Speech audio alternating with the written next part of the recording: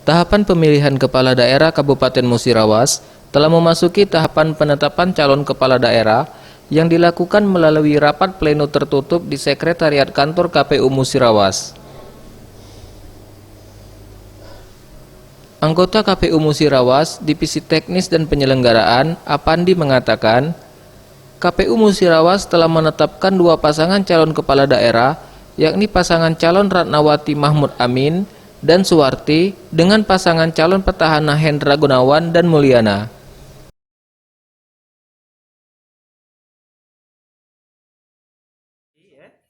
Nah, untuk hasil kedua paslon itu telah memenuhi syarat yang sudah kita umumkan di web KPU dan kita tempel di laman KPU.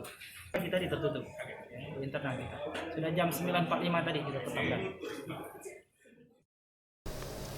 Sementara itu, usai ditetapkan sebagai paslon, tahapan selanjutnya kedua paslon kepala daerah ini akan melakukan pengundian nomor urut.